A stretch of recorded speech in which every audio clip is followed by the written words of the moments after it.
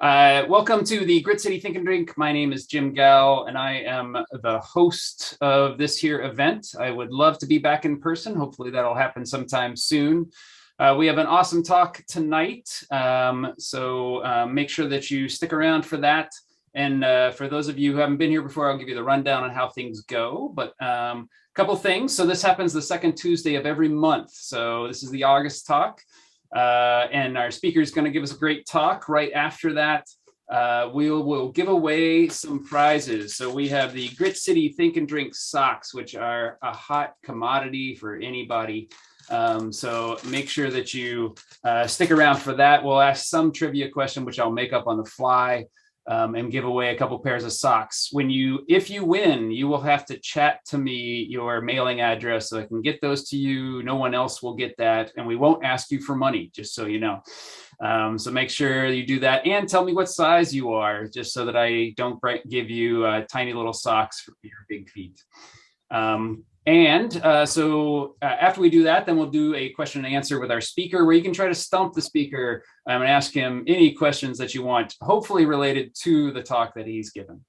Next month's talk is Kristen Holkgren. She's coming from Seattle University. She's going to give a talk on barcoding the sound. She does a lot of work on diversity in Puget Sound, so she's going to talk about crustaceans there. So I hope you'll stick around for that. We have a schedule lined up through the rest of 2021.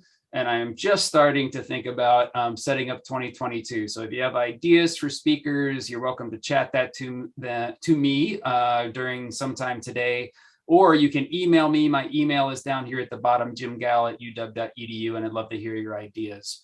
All the talks, you can find the links to them at the Think and Drink website, which is also there. So hopefully you'll come and join us. If this is your first time, we will see you again. So next talk is September 14th, so hope to see you then. So without further ado, let's stop sharing that. I am going to introduce our esteemed speaker. Ben Meiches is an associate professor of security studies and conflict resolution in the School of Interdisciplinary Arts and Sciences at UW-Tacoma.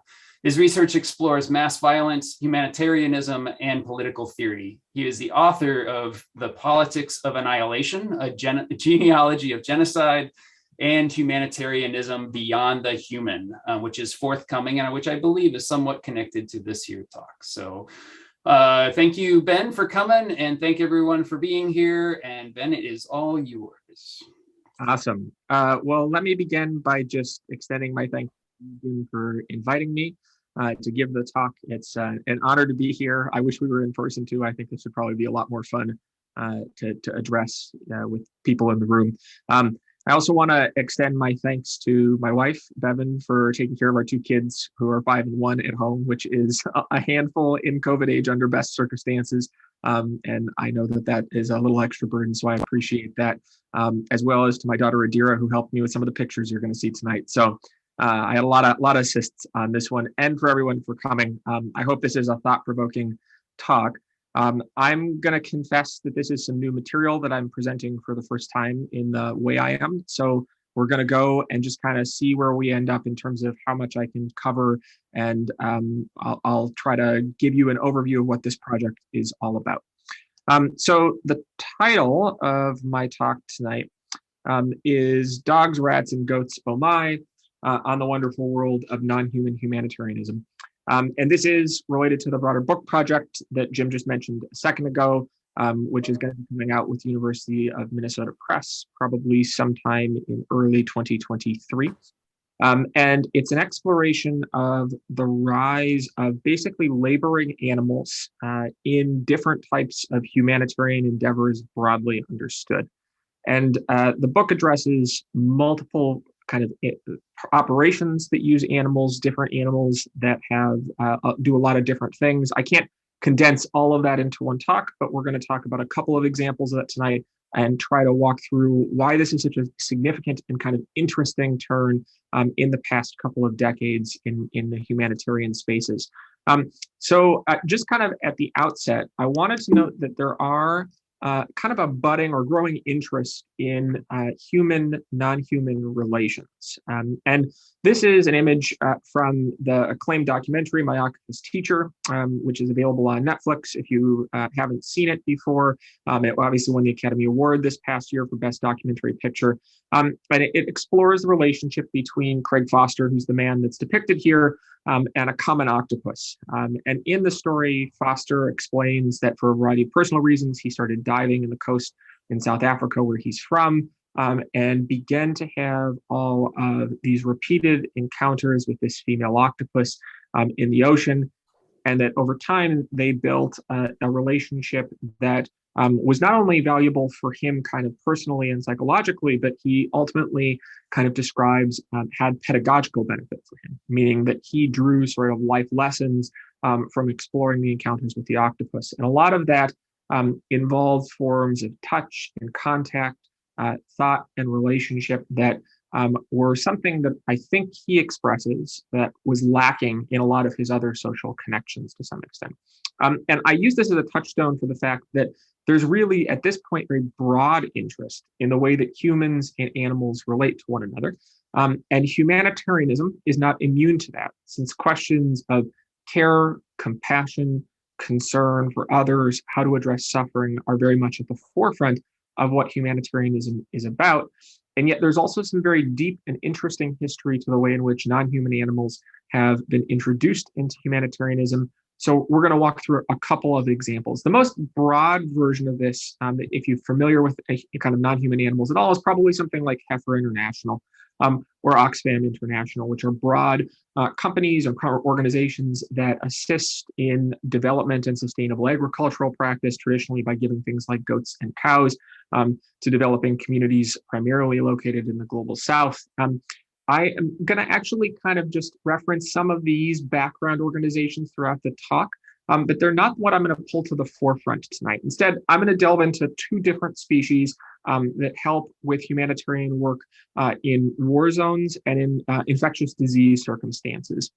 And in this kind of dialogue, I want to try to think about 2 or 3 dimensions of what these non-human animals bring to the table and the way in which they're transforming relationships. So in some ways, I think first, they're going to expose a bunch of interesting problems with the delivery of humanitarian services. We tend to think about humanitarianism as it's sort of an intrinsically good practice, since it's about giving to others, it's about forms of generosity and kindness, it's concerned with how other people are suffering and what we can do about that. But I think there's some ways in which, interestingly, the animals bring up problems within those kind of practices.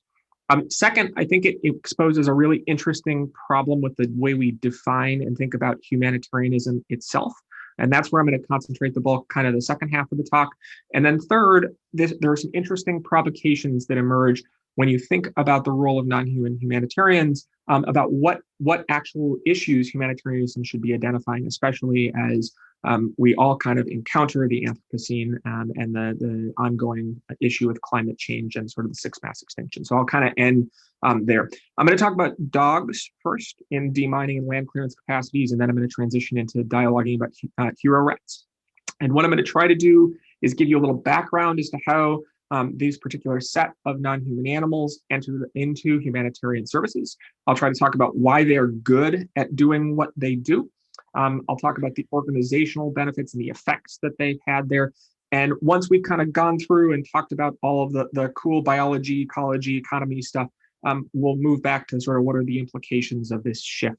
But it is a pretty staggering one. If you looked in the 1970s, there were almost no animals at work in humanitarianism, and now there are scores of them that have made major impact, including like demining entire countries. So let's start off with demining dogs. Dogs and humans are perhaps the most widely discussed of all kind of companion species, coevolution creatures. If you have any kind of awareness of non-human animal literatures or documentaries, there's always a human-dog relationship kind of story to be told. And they have an interestingly long history as well as part of humanitarian or of human violence against both other animals in the form of hunting and then predation and warfare between human beings. But the launch of humanitarian services, dogs, actually begins around World War II. And the reason why is that humanitarian demining dogs are simply repurposing the same skills and abilities as demining and explosive clearance dogs in military service and in other contexts like anti-terrorism, etc. And most of those capacities were actually discovered in the midst of World War II. There was actually an effort to first enlist dogs to do research into potentially identifying enemy forces. This is a period of research led by a guy named William Prestay, who is actually fairly racist in his orientation. His goal with the experiments he was running on dogs was to try to be able to identify Japanese or German soldiers using pheromones that the dogs would be able to differentiate. So it was like this strong, very racist model of human biology he was working with. And that failed. But out of the failures of that problematic research, there emerged a lot of interesting discoveries about how dogs could actually help soldiers in the field. They could navigate into thickets that other soldiers weren't able to do very successfully. They were useful in certain kinds of scouting operations because they could be trained to go out into an area where humans would otherwise provoke and be noticed by others. And there was a lot of, all of a sudden, interest in how strong a dog's olfactory senses were in terms of being able to kind of map the battlefield, especially as there are lots of mobile forces and humans are somewhat limited in their ability to be able to kind of sense everything. And in the midst of that, there was the discovery that dogs can smell DNT and TNT, which are the principal kind of chemical elements that enable explosive devices to work. And so dogs were ideal for the act of being able to find hidden mines. Now, it's kind of interesting because if you think about what an explosive is doing and the reason why it's helpful in the context of a military operation or warfare, it has entirely to do with what I'm going to call the sensory organization of a human being, all right, as well as the way in which we ambulate and move through environments. The way that we tend to think about battlefield mobilization relies on what Antoine Bousquet, who's a kind of critical scholar of war, calls the martial gaze. It's the way we use eyesight in order to determine friend and foe. It's the way in which we use it in order to differentiate what constitutes a tactic or a strategy. And obviously, if you can successfully camouflage some type of weapon, you're going to cause a lot more damage because you're taking advantages of the way in which we use what we think of as normative sensory modes in order to successfully fight. And there's a long history of that in warfare. It gets particularly intense in the context of modern warfare because we get better at successfully camouflaging the environment. So if you think about it in those terms, all of a sudden the dog's ability to sense differently is a really big deal in terms of being able to understand what is a passable versus impassable territory, what is maneuverable. And it also has the other advantage of transferring risk, which is often what we in kind of conflict studies think about war as a risk transfer process, so that human beings are not exposed, but instead a dog out in the field is. Right? And in the military context, you can understand why this is all of a sudden a really valuable asset for one side. But once we transition into what we think of as being post-conflict circumstances, it's equally valuable because unlike some other kind of weaponry, right, like a missile or a sword or a bullet that's used and then done, obviously ordnances and landmines remain for generations. And so they have this kind of extension in time and space, so that what we like to think of as a time-bounded event, a war that begins and ends, doesn't really always do that. And in that way, actually, there becomes sort of a humanitarian value in being able to take dogs into the field. There are actually a lot of different reasons why dogs are super successful at demining. Sometimes in the literature, they're even referred to as natural deminers, although, as I pointed out in a previously published work, that's sort of a myth. They've evolved these capacities for sociality and for smell. And so it's historically contingent things that have made them really good at this. But just a few things that are sort of really valuable. They have a specialized organ, the maronasal canal, that helps them to be able to capture and detect scent at a much better level. Often, if you read about the sort of intensity that they're able to detect, the scale of detection, it's about 100,000 times better than a human nose is. And the analogy is often that it's able to detect a dog is able to detect a teaspoon of sugar in an Olympic-sized swimming pool. That's how much of a gradient difference it needs, depending on what substance we're talking about. Dogs are also better at smelling in conditions where there's different kinds of atmospheric dispersion that's taking place and at different rates of dispersal, depending on the kind of chemical we're talking about. They also have some other benefits that we don't think about that are not olfactory for this work, including a lower center of gravity, which is actually better in terms of your chances to be able to accidentally trigger a device like a landmine. And this is the last one. They're actually also apt at socialization with human beings, which means that they're not just good potentially at following their trainers and trainable, right? Training being a capacity that not all non-human animals have, and not all humans necessarily have, but also potentially with the communities that they're sort of interfacing and working with. And so they have sort of a set of what we think of as sensory capacities. They have a sense of social capacities, and they've got a set of ambulatory capacities that make them pretty successful at this work. Existing estimates based off patterns of mine clearance have said that they are sometimes 2 to 3 to 4 times as beneficial as humans with the most updated kind of technology to mechanically try to mine detect, which means that they can greatly accelerate the rate of operation success. Obviously, a dog has to be trained to do this. I wouldn't encourage, like the dog that we have at home, Bosley, would not be an ideal candidate for this, since his behavioral success rate for following even simple commands is middling at best. And that's the reason why you also have a relatively long and extensive investment by humanitarian organizations in this work. Because they actually need to ensure that there's an incredibly high rate of success. And so in the past 20 or 30 years, a variety of organizations, including USAID, the Marshall Legacy, Ronco, have all developed pretty extensive training protocols. And dogs have to go into testing fields to demonstrate that they have the capacity to successfully demine both camouflaged and uncamouflaged mines without any incident, dozens and dozens of times before they're ever put into the field, in part because obviously there's a huge risk to themselves and the demining crews that they go with, because dogs never are doing this work solo. They're obviously doing it with an entire team that accompanies them and kind of works through them. One of the kind of benefits of extending and including dogs, though, is that the terrain that mines are often in the global south predominantly, though not exclusively, is often one that also has significant underdevelopment and the areas where the most dense mining occurs. So this is an example of just a single photo of a mine that you might find amongst other kinds of wooded debris.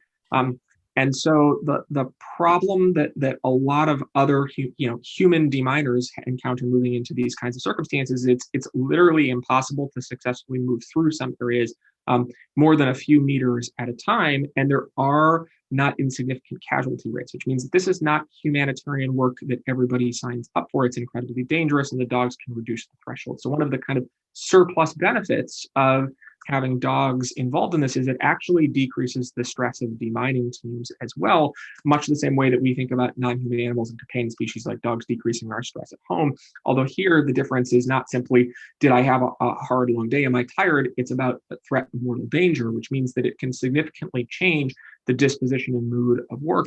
And there is some growing evidence that dogs actually will improve the efficacy and the willingness of people to repeat demining experiences. So it's interesting, they have effects on human sociality and companionability. They're also obviously going to be more expensive, although they take a long time to train and develop. They're well cared for by most of these organizations. And unlike repeatedly buying new technologies that then you have to train people on that often break and have other issues with them, it's actually cheaper in some occasions, given the amount of square footage you can cover with a dog, to simply have them go about demining. They have that benefit of potentially helping integration in local communities, although it's important to note that the ideal kind of human-dog relationship that's often popularized in the United States or in the West is not the same. It's not a universal relationship, so it depends where they are. Many of these organizations advertise based off their dogs. They're a big part of the pitch. In various places, like for instance, the Cambodian Mine Action Center, you can actually sign up for a tour to go and meet the dog. So they help to narrate and explain what the work is that these are doing. In general, they have enormous success in these operations. Although one of the things that they kind of demonstrate or reveal is that many of the tools that are in play in humanitarianism derive, unfortunately, from technological developments that are part of armed conflict. And so in some cases, it's the cutting edge of warfare that actually shows us what kind of potential possibilities for this sort of labor exist.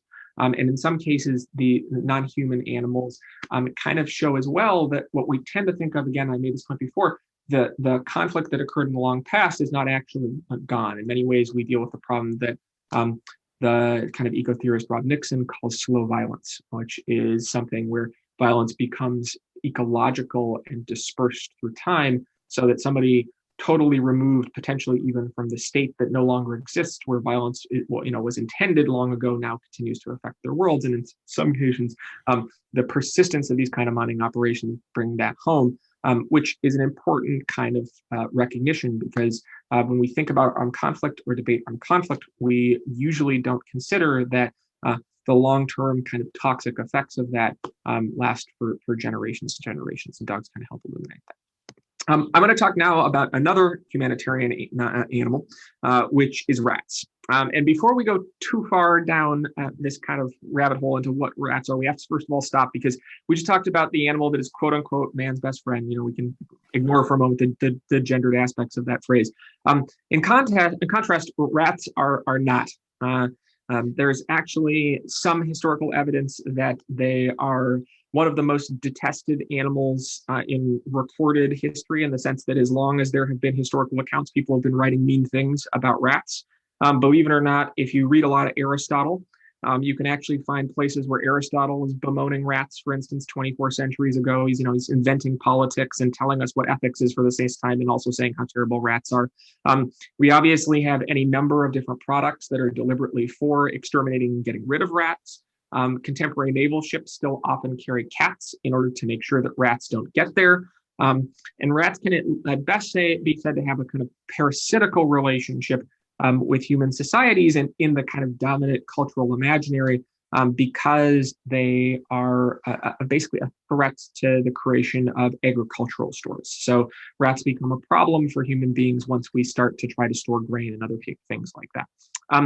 And this is a bias that I think it persists to this day in strong form. One of my neighbors, for instance, when they see a rat go through their field, absolutely will jump up and down and scream still, even though it's just a small rodent that's moving back and forth. And so there's a certain kind of animus towards rats, although there's also a history to some extent of people having them as pets. The kind of key thing here is that you can actually, right now, if you wanted to, actually support a humanitarian project called Hero Rats. That was created by a fellow by name Bart Regents. He thought in the 1990s that rats have incredible olfactory senses, and so what if we figured out if they could follow landmines just like dogs do? And he kept a number of other kinds of small rodent pets as well, got some funding for this project, which is pretty hard to do in academia sometimes. And it turned out that it worked really well. And he developed an NGO, which is called Affective, which in English, it's Anti-Personal Landmines Removal Product Development. And they started experimenting on a specific type of rat called the African giant pouched rat, or Chrysonomys. And it had an incredibly high success rate, even higher than dogs, in some trials of landmine removal. And by early 2000s, I want to say 2004 or 2005, it was actually accepted using international standards that were applied for dogs as a potential successful demining agent. And one of the things that we could interrogate a little bit or talk about is how does the rat, which has this kind of strong bias against it, potentially overcome that in people's imaginations, right? You can accept the dog really easily as like a humanitarian companion. We have service dogs. We have all these other roles in which dogs form kind of alliances. We typically, even in, little kid stories, we have dogs that are friendly, but rats are almost always a villain, not exclusively. I'm not going to end up talking a lot about that point, but it's kind of in the background here that there's some work towards socializing humans to be more friendly to other species as well. One of the other things that they kind of stumbled on, though, is that if you really unpack what makes a dog an effective deminer, it's the way in which it's embedded and involved in its ecology.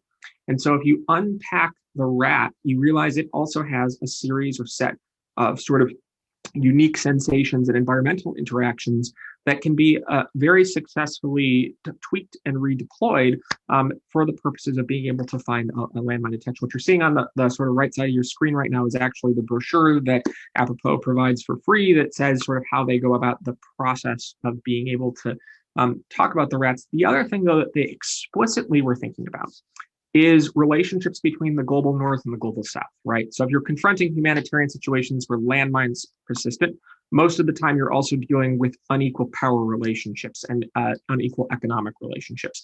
And one of the things that's interesting about this specific type of rat is it's actually a local resource. And all of the training facilities are local, and we're staffed and training people that were local in Tanzania and Mozambique, where these rats are from, in order to try to empower people locally to engage in landmine removal and not wait at the behest of northern donors who often are giving sort of scant support for that, even though often the conflict and the development of landmines, for instance, often occurs in the global north. So why are rats actually really good at this? Well, they're amazing at smelling. This is sort of I think one of the best images of this particular sort of practice that they're in. They're so good at smelling, actually, that they have been repurposed. And I actually want to spend a few minutes to talk about their ability to detect tuberculosis. Because TNT, DNT, are pretty significant chemical elements, but a dog can get them no problem. So why would we need a rat to be able to do that? Well, it turns out if you can reinforce a dog or a rat to be able to learn how to detect a landmine, you can reinforce that in other ways, right? So you've generalized reinforcement with clicker training. That's sort of what's happening there. The ability for rats to smell chemicals extends to biological compounds as well. And in fact, the rat's degree of sensitivity to specific types of volatile organic compounds is so significant that they can actually differentiate between strains of mycobacteria, which is what TB is. And when that was discovered, it was one of the first kind of realizations that the potential for humanitarian uses of a rat extended not only to things like demining, but infectious disease spread and control, potentially wildlife trafficking, but also looking for human beings under debris and a variety of other diseases. They're now being looked at for potential salmonella issues, for a variety of different sort of parasitic infections that happen primarily, again, in the global south. And what essentially was found out is that the rat can be able to determine or differentiate the percentage of a certain set of volatile organic compounds. So if you know which bacteria emit those volatile organic compounds at that percentage, then you can set up a sputum sample in front of the rat and use a bunch of false positives that are at similar levels and train it to be able to detect wherever those volatile organic compounds meet a specific threshold or percent. And this is the example. And then obviously when it finds that particular bundle, you train and reinforce for that kind of reaction. And while the rats are not as good at this as they are at landmine detection, so you train a rat and it can get to a 99% or above threshold for landmine detection. Here, they get into the 70s or 80% with sputum sample. The reason why this is such a remarkable humanitarian discovery is that the traditional time it takes to get a successful TB sample confirmed can be days and days, sometimes upward of weeks, depending on the community in question. Rats are able to successfully turn around in the sample in a matter of hours. And given that they are at such a high rate of proof positive, in most occasions, they may allow for much earlier start of treatment for somebody than if you waited for a traditional lab confirmed mechanism. And they're also, again, far less expensive at being able to do that. So they've greatly accelerated the ability of some local communities to begin TB identification processes where otherwise, again, they'd be in resource-intensive environments, which would be hard to be able to kind of manage, and they would be much slower at being able to potentially stop outbreaks. The rats are so effective at these particular set of kind of tools or skills that one of them, Magawa, is actually the first medal award-winning rat that I am familiar with. He was given year before last the People's Dispensary for Sick Animals Award, which has only historically been given to dogs for their service projects. And his kind of engraving on his particular medal indicates that he was done for life-saving devotion. He cleared somewhere on the order of 39 landmines over the course of his career, and did so over so many hundreds of square meters that he was compared to something on the lines of like 35 metal detecting humans at the exact same time. in only a 5 or 6 year period.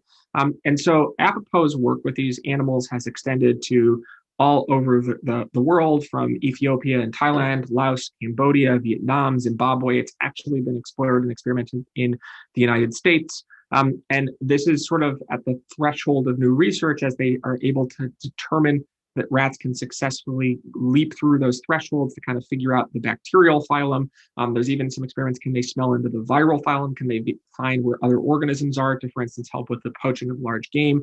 Can they identify where people have been moving for, say, refugees if they're after a natural disaster or as a result of other forms of displacement, etc.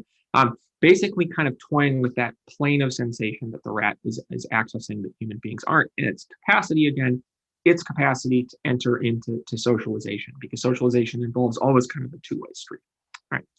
I want to pay attention, though, to this dedication for a second. And this is where I'm going to transition from all the kind of like cool stuff that non-human animals have done in this context to some of the larger questions that their emergence kind of poses for us potentially as people who might be interested politically in humanitarianism and what it can do. Because in some ways, giving a rat a medal is a really nice recognition. And in other ways, it seems like it is in some ways undermining it, because obviously the rat probably does not recognize or think about recognition in the same way that you and I do. And one of the questions we might have to ask is, it's also very strange that we're using non-human animals for something that is expressly humanitarian, right? And we're doing that for very specific reasons, right? We want their ecological abilities. We want those social abilities that they have as mammals to be able to help us out. And again, not all mammals are friendly with humans, and not all rats or dogs are obviously friendly with humans, and vice versa.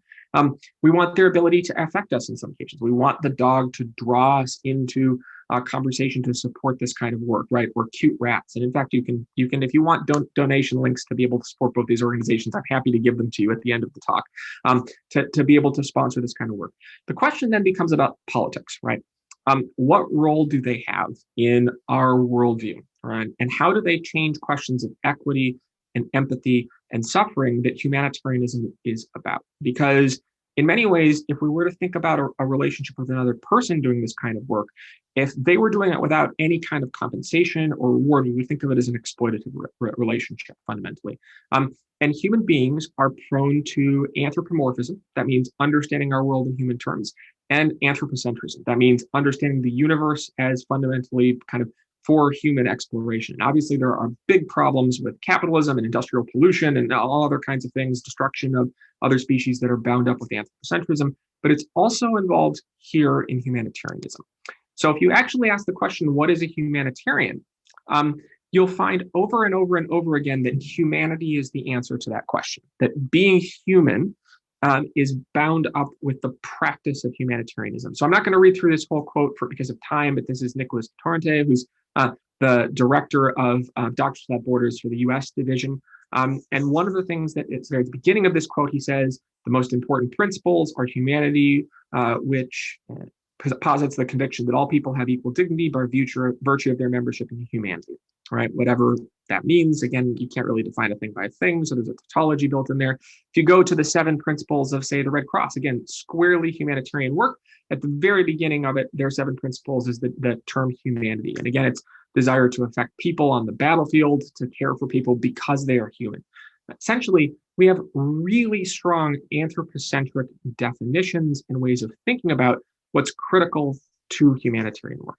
And there's sort of few different ways in which people put this together. You'll find it in, I would say, religious edicts, where there are precepts and values that derive from the sort of duty or obligations of human beings on earth because of what God or some other theologically derived entity has told them to do, that are about care for other people, right? Think like the Golden Rule, for instance. Sometimes we get a version of this where there's an inclination that human beings have and should hold on to towards empathizing or sympathizing with one another, that is often treated as an intrinsic or inborn trait, but also at the same time, it's something that you have to do or enact, right, in order to counteract suffering. It's what Jack Donnelly, the human rights scholar, calls it an aspirational practice. Sometimes, though, it's also about reason. It's about being able to see how and why something might be unfair to somebody else and using that to say, I'm different from someone who wouldn't be able to identify the problem there, and then I can take different kinds of action in that. And all of this is bound up with the idea that it is the suffering of human beings in particular that is noteworthy and valuable. And some of that comes from, again, theological sources that create humanitarianism in the 18th century, 19th century. Some of that has to do with its involvement on the battlefield. But the kind of contemporary sociologist, philosopher Didier Fassin asked this very provocative question: what sort of life is implicitly or explicitly taken into account in the political work of humanitarian intervention? And that's something that putting animals to work obviously raises and kind of needs to be thought through and addressed. Because there's actually something very fascinating going on in the background throughout humanitarianism at all, which is that we think about humanitarianism and compassion and reason in the ways that it's defined by humanitarians as relatively old, but in fact, it's super new. This is the Google Engram data, which measures how frequently these terms appear in literature. And this is only from the past 120 years. I put a few other up there just to kind of tease, like it's more important to find humanitarian, you're more likely to find humanitarian than global warming, as much as the latter is a catastrophe and the other is a human practice in books. But here you can see there's a big rise over the past century of thinking about it in these terms, particularly after the decline of the Cold War. But if we stretch it even further, we kind of have to ask ourselves what we mean by the human in order to understand what is valuable about human suffering, right? And what is valuable about the action of humans and empathy towards one another, right? Because humanitarianism is competing with other nationalistic or racist precepts as a way to try to connect us all, right? So here, for instance, is again a long quote from Michel Foucault, who shows that if you journey back historically in the 17th, 16th century, the idea of looking at the human body and humanity's self-regard wasn't really something that existed. You don't find writings that are humans talking about humans per se as a subject of knowledge. That's something he argues is a relatively recent invention. You don't find images in painting where, and this is the kind of key fellow in the back who's depicting himself as the artist as he's making all these nobles. It's kind of this sleight of hand where we're represented and concerned with ourselves. So the idea of both us being human as some kind of common trait and our humanitarianism, our action politically on the basis of that trait, are both quite new. And one of the ways in which we explain and kind of indicate what's significant about human beings is obviously in juxtaposition with non-human animals, right? And in some ways, that's a misnomer. I mean, animal is itself a huge classification of diverse organisms that are genetically, phenotypically, et cetera, ecologically distinct from one another, that speciate and go extinct all the time. So we're already using kind of not satisfying terms to try to capture the difference of what's the human and not human. Here, obviously, you can see that it's supposed to be a baby sleeping in this lovely crib, but instead it's a cat. And so it stands out in that way. And we can empathize with certain versions of that. But what non-human humanitarians are partly provoking is about how strong that kind of humanness of both the suffering we're responding to and the action that describes the virtue of doing something politically on behalf of suffering, how integral is that? Because if it turns out that we're just anthropocentrically taking these animals and capturing them, much like we have animals for the purposes of agriculture for millennia, or for entertainment in the context of zoos or in certain kinds of study, what we end up doing simply is reinforcing another kind of mode of domination. So we're recognizing more humans through these processes, but at the expense of transferring risk and endangerment to animals, at the same time that we also want them to make us feel more confident about going out to find a mine, or more confident in the kind of comfy, helpful, atmosphere sensation that we sometimes associate with humanitarian work. And in doing that, we're extending that really strong anthropocentric legacy. And maybe it needs to be challenged as a part of the emergence of non-human animals. And each of these organizations has actually kind of brought that to the forefront. So there's a politics alongside this that is about questioning who can be a human agent or humanitarian agent, and what that means about whether or not the category of humanity is all that helpful for us in kind of dealing with questions of inequity, bias, and violence. We obviously have another danger that's lurking here. Sometimes we treat non-humans that are proximate to us, that do work, as pets, and kind of banish their wildness and their difference from us. And in doing so, As the queer theorist Jack Halverson argues, we end up using intimacy as a model of capture, right? There's obviously a very popular children's book that you've probably read before where that happens. So I want to also kind of preserve the fact that these organizations sometimes do that. They're appealing to the kind of cuddliness of creatures in order to make us feel confident. There's dangers of viewing animals as harmonious with nature in a way that can be kind of problematic, but there's also something provocative about the idea that there is a different distribution of the ability to act on one another's benefit, and potentially even different models of care that non-humans and humans have, and the distribution and interaction of those can have really fecund possibilities for working not just to help people out in the field and not just in landmines, but potentially then in politics.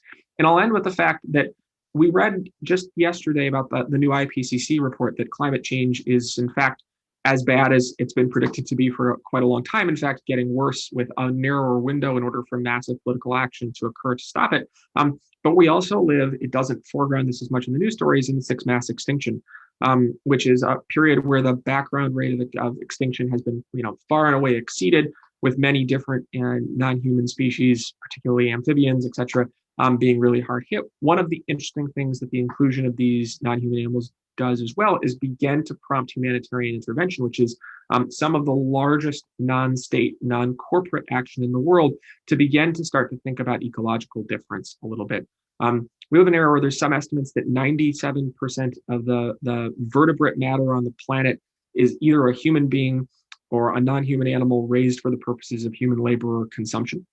So that zone of non-humanness that might be beyond that is vastly disappearing, even in sort of the largest megafauna. And it's interesting to see a shift towards thinking about that as part of humanitarian work as well. So that's all I've got for you today. I apologize for kind of the choppiness and unevenness. Again, I said it's first time presenting any of this work. I hope it's enjoyable and thought-provoking, and I'm looking forward to your questions.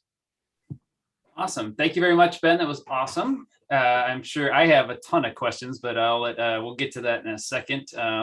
But before Ben takes a break, we're going to give away some prizes virtually. So remember, if you win, make sure that you chat to me. Nobody else will see it. Chat to me your mailing address and what size socks you wear, so that I can get you your prize. So we'll give away two things. I came up with two random, well, not so random. I came up with two connected questions for giving things away today. Ben can't win these because he probably knows these by heart already. So I just came up with a couple questions. So get ready. Everybody knows how to chat in Zoom, I assume by now. If not, at the bottom of your screen, you should see a little chat button. You can open the chat and you get ready to type. First one that gets the answer wins the pair of socks. So first thing is, what insect has been used to sniff out bombs? We talked about rats and dogs, but what insect has been used to sniff out bombs? Not cockroach, but good guess. Boy, that would be fun. I feel like the ethics of cockroaches getting blown up would probably be a non-starter. Fly, mosquito. Morgan's all on it. Anybody else in there? Oh, we got ants, beetles. Keep going, folks. Keep guessing. Bees, we got it. Yvette Ludman, you won it. So bees have actually been trained to sniff out bombs and potentially drugs and some other things. They are, I'm not sure if it's gotten quite to the complete commercial stage at this point, but there's a company that's already looking at doing this. And they put them into a little handheld sensor. So you have bees that are attached in the sensor, sniff out I'm learning this as I go, that sniff out the bomb, and actually they stick out their tongue because they expect to be fed at that point. So you actually have little sensors that tell that a bee sticks out its tongue. So nice job, Yvette. Make sure you give me your info so that I can get the socks to you. All right, second question for the second pair of socks. Dogs have been used on boats in Puget Sound to find this animal's poop. I see whale, killer whale. There we go. That's what we wanted. Morgan Hines, you're the first one there. Killer whaleys, close enough, but you get it. So Morgan, it's you.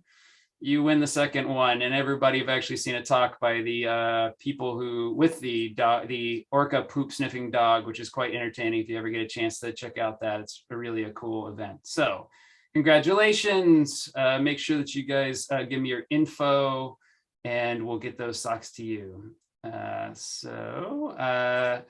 Now we are on to Q&A. So if you have your questions, make sure that you put them in the chat and I will pass them along to Ben to make sure that he gets those. So ask your questions. I have a question to start with, Ben, just to get things going.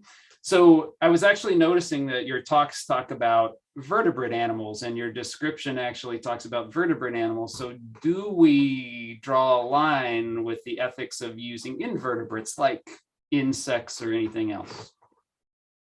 That's a great question. I think that what I've tried to do here is to present the way that the organizations that have developed these practices have thought about their ethical relationship and ecological relationship on sort of their own terms, right? And so they are certainly trying to extend and think without being too self-conscious about it. I think about vertebrates primarily, right?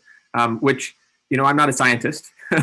you are right, a scientist. You study ecology and biology all the time, so that's probably a problematic place to start. I would say that you probably need more extensive kind of critique along those lines because it's too much to simply think about vertebrate others, right? There's this problem of we respond to the animals that are maybe not similar to us, but have been constructed into those that we're akin to, right? So it's like the polar bear in the Arctic, right? Or the panda is the thing that everybody cares about, but maybe it's not the sort of keystone species ecologically speaking, and it's harder to resonate with a sea slug because it's, doesn't look like or feel like what we want it to.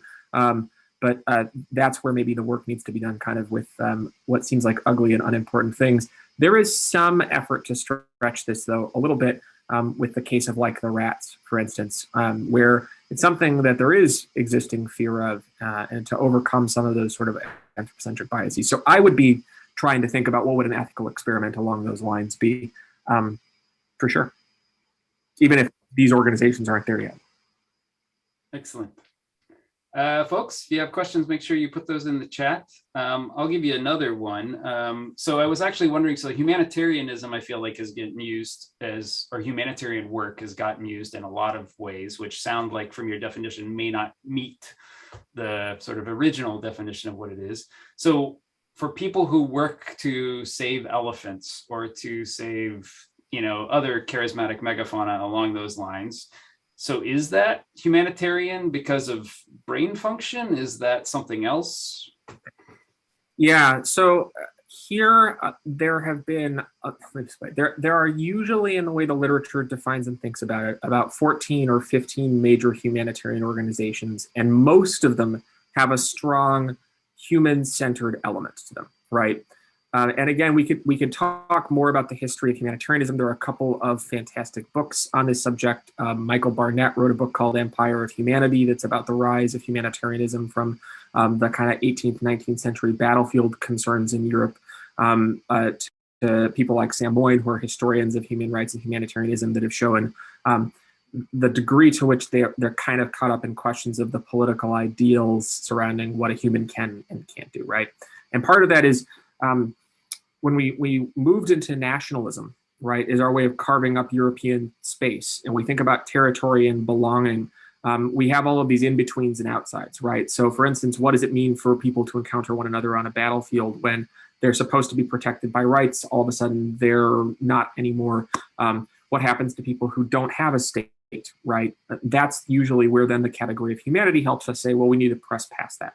And there have been limitations, exceptions, exclusions to that the entire time it's been a practice, right? And we could talk about the history of humanitarianism with respect to race and colonialism and all other kinds of difference. And so I would say even seeing these projects where humanitarian animals are at work doing humanitarian labor is a stretch for some of these organizations, and that thinking about the loss again of celebrity megafauna, for instance, is a bit of a stretch, even if it feels like those discourses resonate.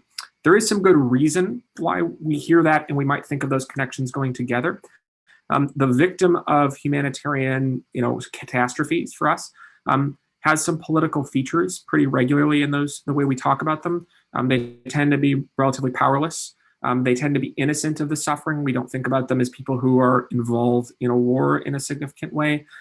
We tend to think about them as folks who can be governed or need to be governed in order for them to be successful in some way or another. Think about like the refugee camp is externally monitored and measured. And those are also the ways that we tend to talk about two other constituencies, which are children. And we tend to talk about them in similar terms as innocent and in need of governance, et cetera, and certain kinds of non-human animals. And so those tropes end up resonating. Even if you go back to, somebody like, if you don't know who Jeremy Bentham is, you should. He invented utilitarianism, right, as one of his big kind of things as an ethical theory and model, but also the panopticon and all these other kind of instruments and ideas. He was a big proponent of thinking about the rights of animals and the rights of children in a more robust way, because he thought that they both were potentially going to suffer from being excluded from a political system that wasn't defined in their kind of favor. So it's been a long-standing question for kind of all three constituencies, is what I would say. Cool. That's a long one. No, that's great. Morgan wants to know, how direct must an action be to be considered a humanitarian effort? For example, is it a humanitarian effort to bolster a hill to prevent a future mudslide? Oh, gotcha. If so, I suspect you could argue that saving biodiversity regarding indirect human efforts, in that conserving biodiversity has utility to humanity. I think that the way that humanitarian literature is about humanitarian efforts, right? So here we're talking about the people who are debating the ethical principles surrounding what is humanitarianism and how that action is defined. Think about it in very limited terms, right? It's something that you do partly because there is a certain kind of moral virtue that informs your action, right? And it separates it from other. And absent that kind of performance and that discussion about the principled basis of action, it's very hard to differentiate why you would do A or B and what its value is about. But my argument is almost that that's the wrong way to think about it, because it's actually that much broader kind of ecological embedded, an interconnected idea that would be more helpful to understand what's beneficial. And that's not just about the fact that only helping humans, I think, is a problem. It's also about the means of action and how distributed we want to be about what kinds of political agency we're bringing into the table when we're talking about humanitarian relief. Thank you. Leanne asks, goats were mentioned in your title, but not discussed much here. Do they have a unique role in humanitarian work abilities that other animals doing this work don't? Agricultural. Primarily. So the animals I focused on here are the ones that deal mainly with the detritus and effects of armed conflict. Right. And so there are a number of other species that do different forms of humanitarian work. Goats and cows, caprines and bovines, both have a pretty strong role to play in maintaining arable land in some environments, and then sometimes, because they're milk producing, also supplying basically valuable proteins and calories. One of the parts of that section of this broader book project, though, is that a lot of humanitarianism rests very implicitly on a kind of unthought or uncritically considered agricultural paradigm and consumption paradigm. So how do those assumptions end up being imported along with animals to help people in processes or practices of development? And if you look at the way that an organization like Heifer International kind of explains what it does, it's helping families to get calories and to kind of secure arable land, but it's also having a transformative effect on life practice. It's increasing the number and kind of encounters between people in certain kinds of diets and fostering specific types of economic activity. So it still has some governance pieces that are involved there that need to be unpacked. I would go so far as to say that there's a pretty strong, subtle relationship between humanitarianism and agriculture, though, in general. The humanitarian ideal is very much also one bound up with the idea that humans should be planting the earth and sowing its seeds, but in a very monocultural way. Yeah. All right. I got a question from DW. It says, Ben spoke about animals detecting mines. The military has been training dolphins to plant mines. Unhumanitarian, maybe. Are there humanitarian uses dolphins are trained for, other sea animals being used for humanitarian purposes? Porpoises. I am not presently aware of any non-human seafaring animals that are being employed. If there are, I would love to absolutely learn about that so I could figure out what's going on there. but you kind of have brought up a really key point, which is that in most occasions, right, the research that's been done, at least in the context of armed conflict, is from the perspective of how do you not only defend yourself from an explosive device, but also then potentially use animals to be able to guide it, their placement and species like that. So there's this duality that's at the heart of some of what's going on here. If you read the literature very closely from these humanitarian organizations, they don't talk about that piece, though, right? It's not research that was invented for the purpose of being able to extend it. So there's this always slightly more complicated than we get at kind of first glance set of concerns and problems in humanitarianism. And just to close this out today, I just feel like that brought me back to Aquaman, and how I feel like Aquaman was like that whole thing was completely abuse of animals at that point to pull them into war. So I feel like we need to go back and dig more into that movie and just see how bad it was in so many ways.